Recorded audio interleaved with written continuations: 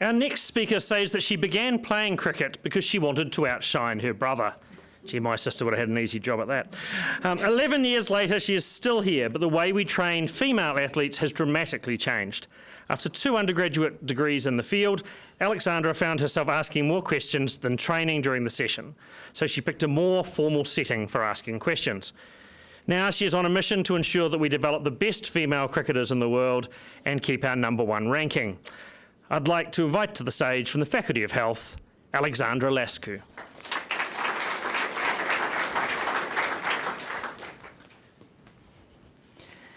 Australians are renowned for their emotional connection to cricket. And after the recent debacle in South Africa, we can't really go to Bunnings anymore because we avoid the sandpaper. In sports science research, we're obsessed with talent. We want to find the next Ronaldo or Don Bradman as early as possible, but currently we say one thing and we do another. We know that people develop talent at different times, in different ways, but if you don't play for your state at 12 years old, we'll never look at you again. We know that forcing kids to pick one sport early on causes them to drop out, but we tell kids to train all year round for that competitive advantage. There's a plethora of knowledge out there, but we're yet to use it. And I will. We need to stop looking at talent through statistics.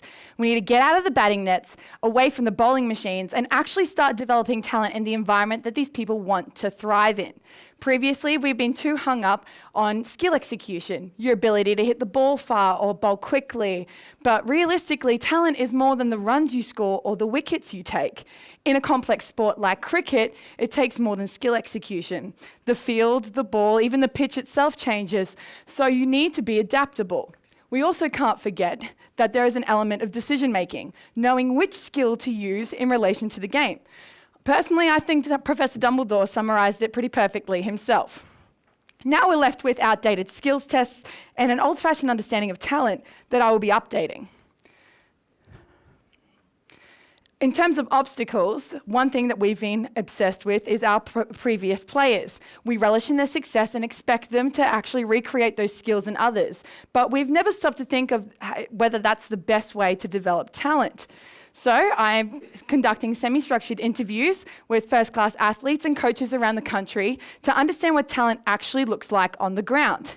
By redesigning skill tests and observational measures, I will spend an entire season with a first-grade women's cricket team, the first longitudinal study in the field of that length. So we actually understand what talent looks like.